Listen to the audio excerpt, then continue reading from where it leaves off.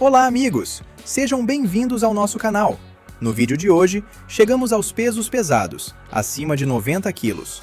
Corpos que o esporte nunca tinha visto antes. Uma única coroa e um resultado muito mais apertado do que a história costuma lembrar. Número 1. O garoto que jamais deveria ter se tornado um gigante. Lou Ferrigno. O homem cuja história começou muito longe dos holofotes. Desde o início, ele partiu em desvantagem. Poucos meses depois de nascer, Lou desenvolveu uma sequência de infecções graves no ouvido, que destruíram entre 75% e 80% da sua audição. O problema é que no começo ninguém percebeu, porque ele era apenas um bebê, incapaz de dizer a alguém que o mundo ao seu redor estava ficando cada vez mais silencioso. Aos 3 anos de idade, o dano já era permanente. Seus pais o levaram a médicos, e os médicos deram uma notícia que soou como uma sentença. O filho deles tinha uma perda auditiva significativa e precisaria usar aparelhos auditivos pelo resto da vida. Na década de 1950, esses aparelhos não eram pequenos nem discretos. Eram estruturas grossas, presas por tiras que atravessavam o peito, com fios ligados a moldes de plástico pesado enfiados nos ouvidos. A qualidade do som era tão ruim que as palavras chegavam como formas abafadas, não como sons claros. Ele usava aquilo todos os dias na escola. E todos os dias as outras crianças percebiam. Chamavam Lou de Louis surdo, de surdo-mudo, de aberração. E também batiam nele no peito de propósito, mirando diretamente na tira do aparelho auditivo, tentando quebrar o equipamento. Quando ele chegava em casa e contava ao pai o que tinha acontecido, não recebia consolo. Seu pai, Matt Ferrigno, era tenente da polícia de Nova York e acreditava que a única forma de sobreviver à dureza da vida era se tornar ainda mais duro que ela. Então ele batia em Lou de novo e dizia para ele não voltar para casa, caso não fosse capaz de lutar por si mesmo.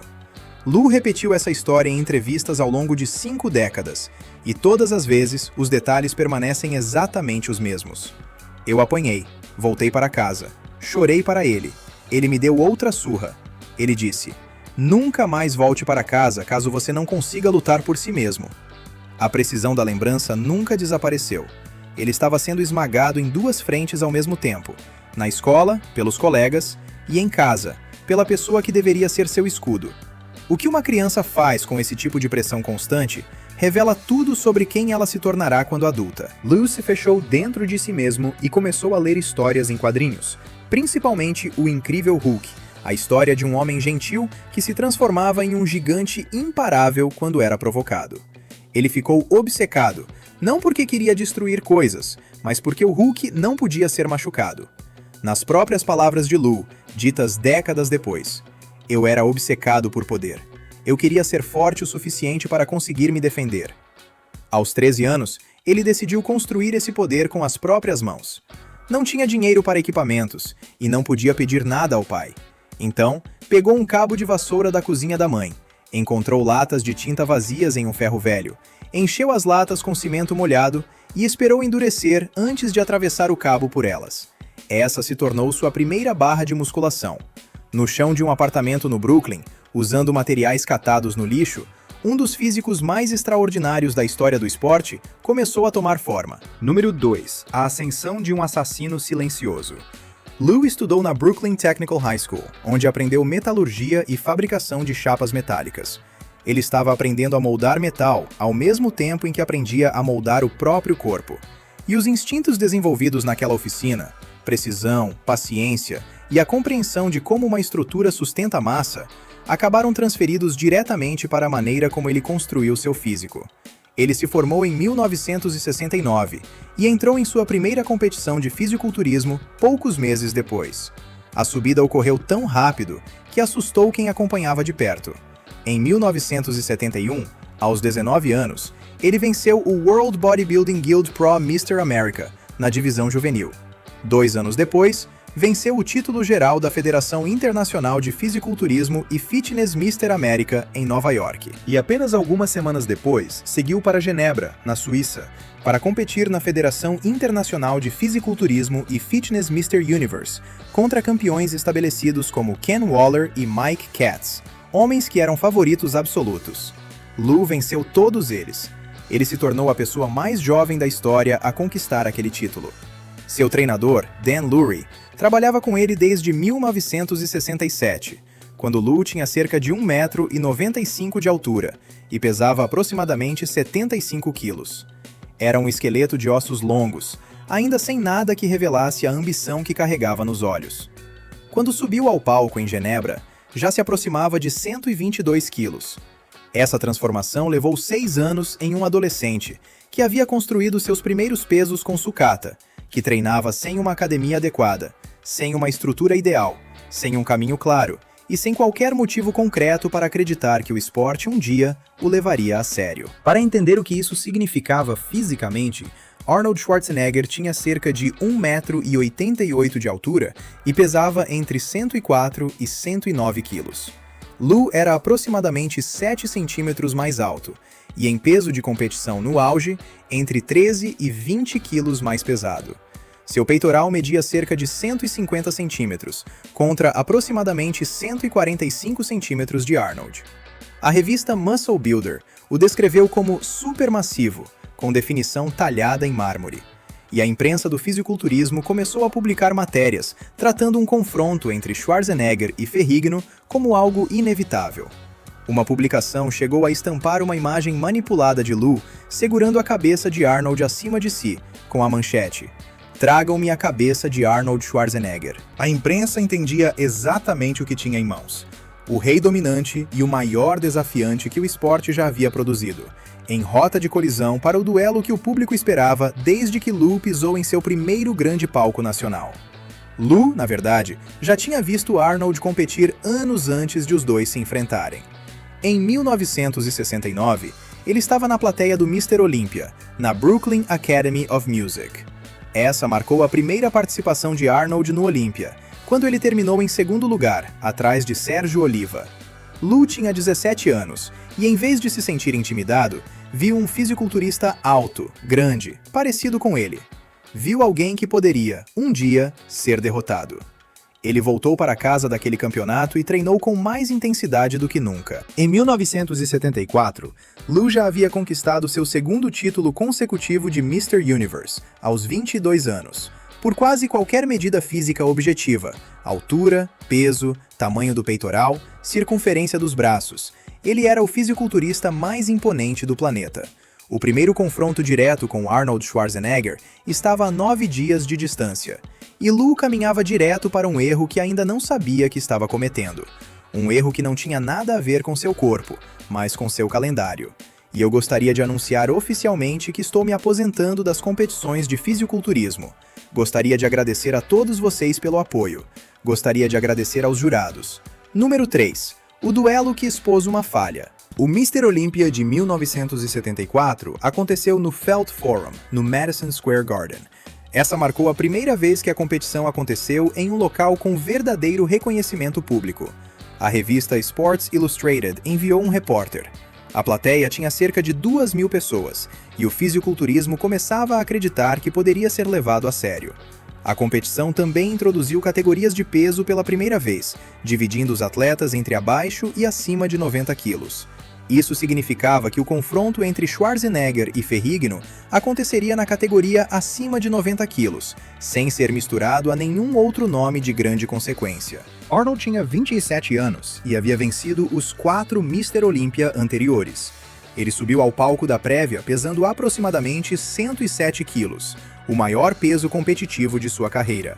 Um repórter da Muscle Builder descreveu o momento em que ele fez a pose de bíceps duplo como algo capaz de produzir loucura absoluta e adoração de herói, com gritos viscerais vindos das arquibancadas, onda após onda. Arnold estava se preparando para se aposentar depois daquela apresentação e queria sair no ponto mais alto possível de sua carreira física. Segundo todos os relatos de jornalistas presentes naquela tarde, ele conseguiu. Lou chegou ao campeonato depois de competir apenas 6 dias antes, na Federação Internacional de Fisiculturismo e Fitness Mr. Universe, em Verona, na Itália, onde dominou e venceu o título geral. 6 dias entre duas competições de pico significavam que seu condicionamento já havia sido levado ao limite na primeira apresentação e começava a recuar quando ele pisou no segundo palco. A palavra que apareceu nos relatos da imprensa da época para descrever sua condição naquela noite foi liso. E no fisiculturismo, liso significa que a definição suavizou, que a retenção de água voltou a aparecer e que aquela qualidade dura, seca, quase diamantada que os jurados valorizam, começou a se borrar nas bordas. Ele ainda era o maior homem que qualquer pessoa naquele prédio já tinha visto em um palco de competição. Mas ser enorme e estar condicionado não são a mesma coisa, e os jurados sabiam a diferença. Arnold venceu seu 5º Mr. Olympia sem contestação. Lou terminou em 2º. E, no confronto final de poses, um jornalista escreveu que ele já parecia um novato que havia cometido um erro. Uma descrição cruel, mas que as imagens confirmam. O que importava mais do que o resultado era o que aquele campeonato revelou sobre o que essa rivalidade se tornaria. Lou chegou como o argumento físico de que Arnold poderia ser derrotado. Ele era maior, mais jovem e o desafiante mais dramático que o esporte já havia produzido. A pergunta era: o que aconteceria quando esse argumento físico chegasse totalmente preparado, sem nenhuma explicação logística restante para justificar por que Lou havia ficado para trás? Essa pergunta receberia resposta. Mas não em Nova York, e não sem uma equipe de filmagem, nem sem Arnold Schwarzenegger decidir que sua aposentadoria poderia esperar mais um ano. Número 4. O cineasta que se recusou a deixar Arnold parar. George Butler era fotógrafo e cineasta, e vinha cobrindo o mundo do fisiculturismo desde o início da década de 1970.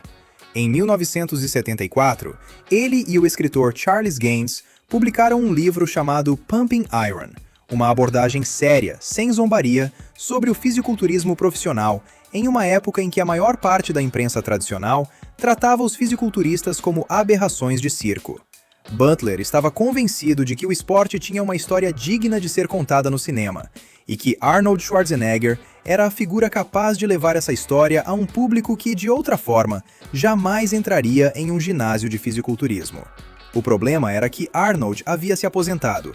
Depois do Olympia de 1974, ele deixou as competições para seguir a carreira de ator.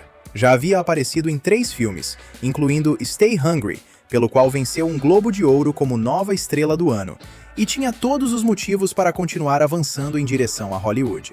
Mesmo assim, Butler o convenceu. Seu argumento, em essência, era simples. Mais uma competição, filmada e transformada em narrativa, daria a Arnold uma prova de sua dominância no momento escolhido por ele próprio, capturada para uma audiência de massa. Arnold aceitou e se comprometeu a competir no Mr. Olympia de 1975, como peça central de Pumping Iron. Lou Ferrigno, por outro lado, originalmente não planejava competir em 1975. Sua intenção era tirar o ano de folga, corrigir os erros de condicionamento que lhe custaram caro em 1974 e voltar em 1976 com um físico impossível de negar. Os produtores de Pumping Iron o recrutaram de volta, porque precisavam do rival certo para Arnold. Precisavam de alguém grande, confiável e narrativamente forte o suficiente para justificar toda a estrutura do filme. Lou era a resposta óbvia, e a única. Ele aceitou voltar, embora mais tarde tenha dito que se arrependeu de não ter tido mais um mês de preparação antes do campeonato. Número 5. 2 homens, 2 mundos, uma câmera. As filmagens começaram durante os 100 dias que antecederam as competições de 1975, com a equipe acompanhando os 2 homens em seus treinos e em seus ambientes cotidianos. O que George Butler mais tarde confirmou publicamente foi que a realidade entregava a eles 2 homens que eram opostos físicos e temperamentais em praticamente todos os sentidos mensuráveis. Arnold treinava na Gold's Gym, em Venice, na Califórnia, ao ar livre sempre que possível, cercado por outros fisiculturistas, repórteres e fotógrafos. Era barulhento, social, confiante a ponto de parecer agressivo, tratando cada interação como uma extensão da competição. Butler descreveu o contraste de forma direta. Arnold treinava na praia, ao ar livre, sob o sol, enquanto Lou estava na academia, nas sombras. Ele era o oposto de Arnold. Lou treinava em um ambiente mais silencioso e contido, mais voltado para dentro. Era o tipo de foco interno que muitas vezes se desenvolve em pessoas que crescem lidando com uma deficiência que as separa das interações sociais casuais. O filme apresentou isso como Lou treinando em uma academia escura no porão do Brooklyn, com o pai como treinador, uma imagem que se tornou icônica. mas Lou mais tarde admitiu que seu pai não era realmente seu parceiro de treino, como o filme sugeria, e que a relação deles naquele período era, nas palavras dele, uma dinâmica de amor e ódio. Os cineastas construíram o cenário do porão e a sensação de isolamento para criar um contraste visual com o mundo aberto e ensolarado de Arnold, algo que Butler e sua equipe nunca negaram.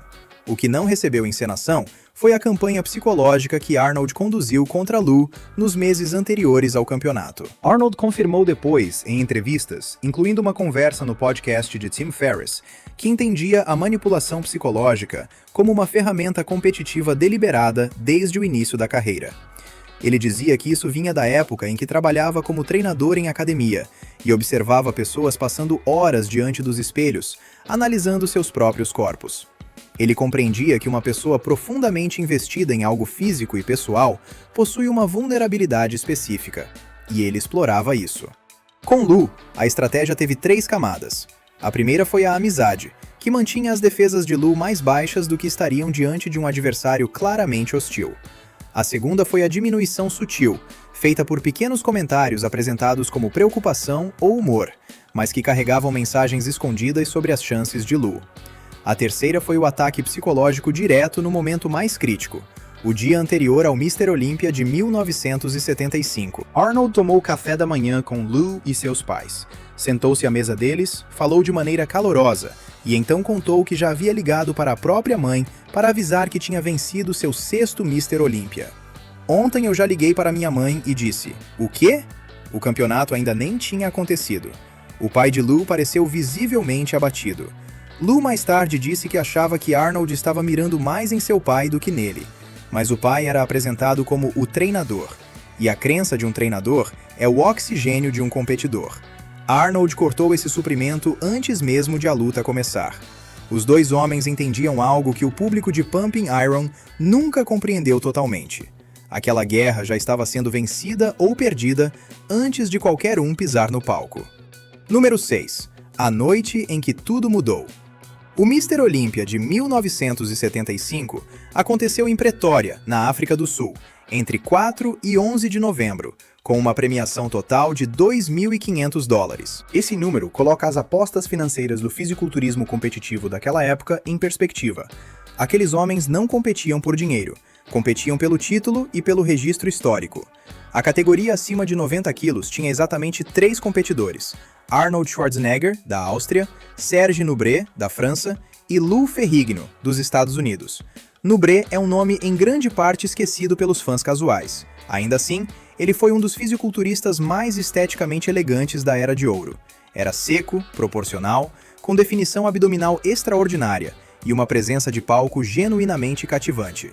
E ele também foi o homem que, na pontuação real, separou Lou do segundo lugar. Esse detalhe costuma ser ignorado porque Pumping Iron apresentou a competição como uma corrida entre 2 homens, mas as planilhas de pontuação mostram uma disputa entre 3. Lou terminou em terceiro. Nubret ficou 13 pontos atrás de Arnold. Ferrigno ficou 18 pontos atrás. Lou não estava apenas atrás de Arnold, ele também estava atrás de Serge Nubret. Lou reconheceu isso. Ao voltar dentro do cronograma imposto pelos produtores de Pumping Iron, ele comprimiu sua preparação em uma janela menor do que precisava. Segundo vários relatos da época, ele estava competindo grande demais, carregando mais massa do que seu condicionamento conseguia acompanhar naquele ponto da preparação. Em 1974, seu erro tinha sido chegar liso demais.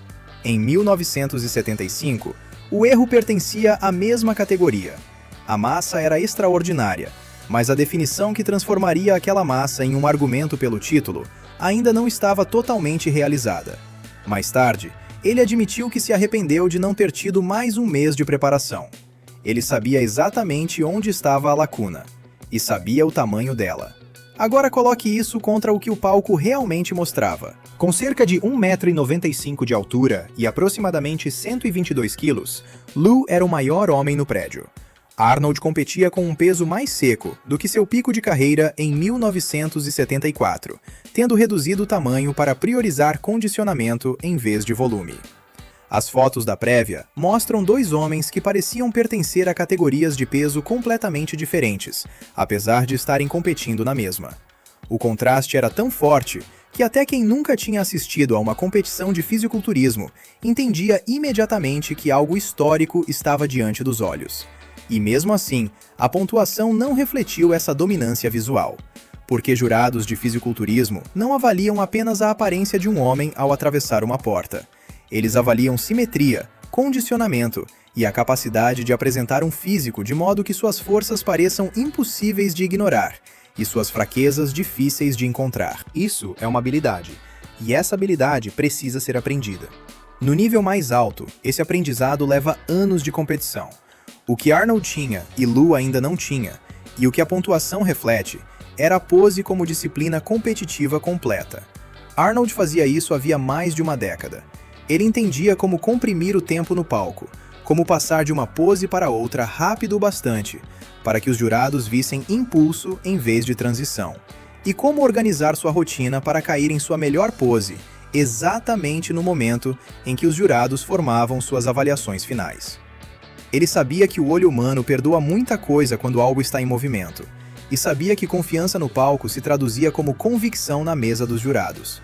Na rodada final, quando todos os competidores ficavam frente a frente escolhendo suas próprias poses, a experiência de Arnold foi decisiva.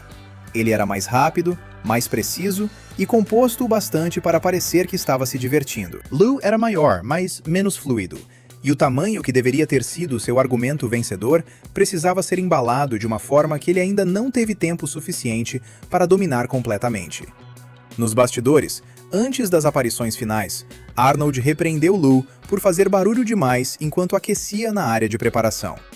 Isso foi um pequeno ato de controle, reforçando quem comandava a energia do ambiente. Quando os resultados foram anunciados, Arnold se inclinou e sussurrou algo no ouvido de Lou antes que o nome de Lou fosse chamado em terceiro lugar. Ninguém presente confirmou o que ele disse, e Lou nunca repetiu publicamente.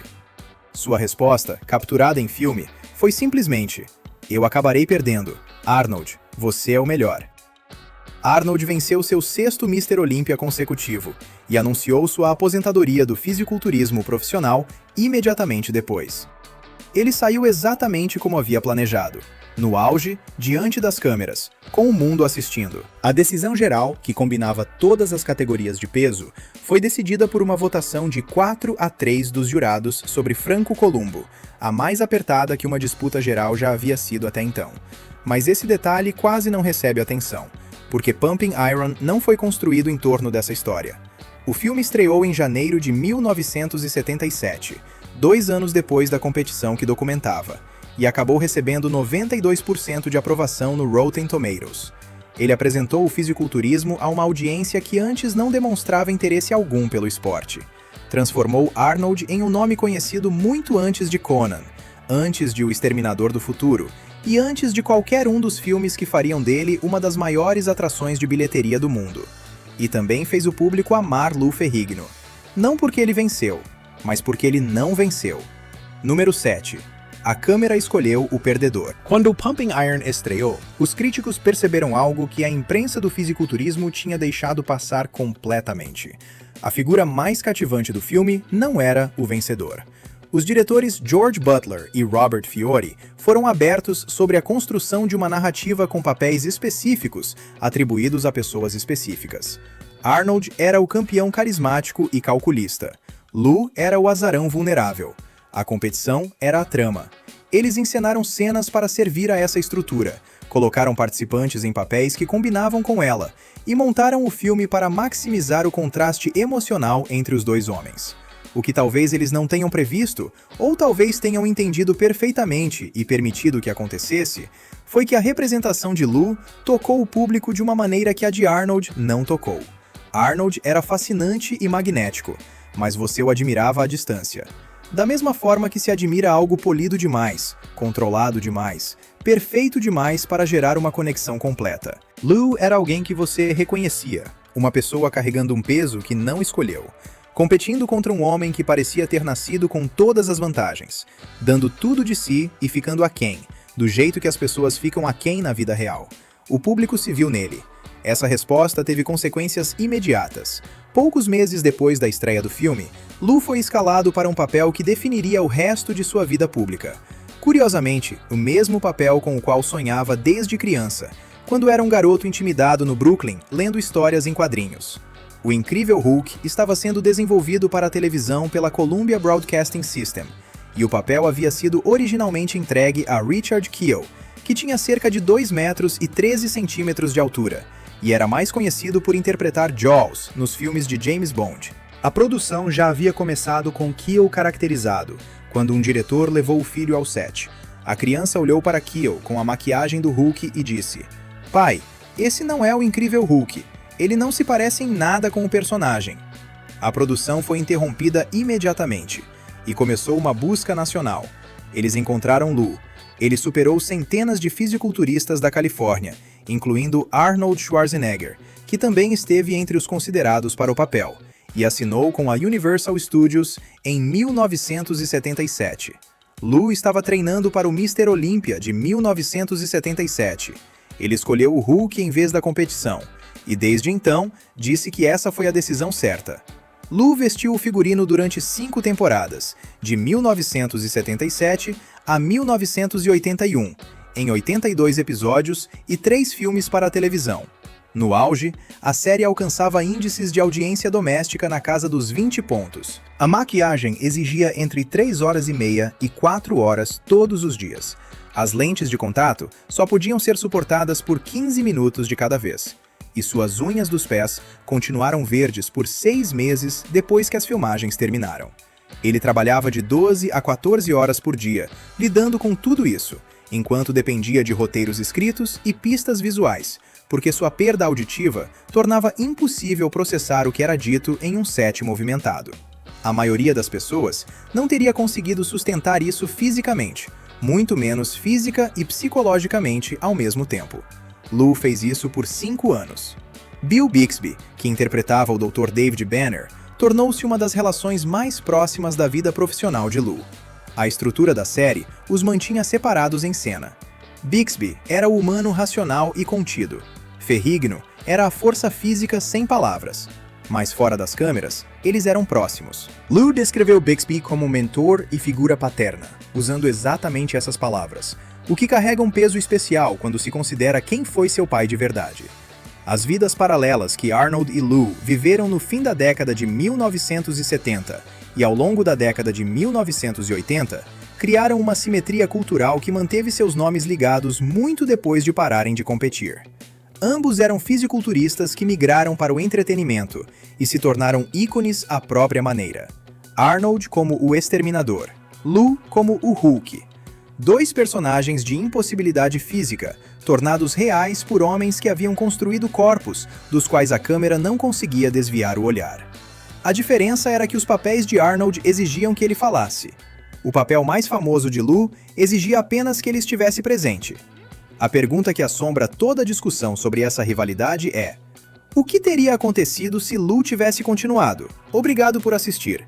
Agora confira os vídeos que estão aparecendo na tela para conhecer mais histórias inacreditáveis.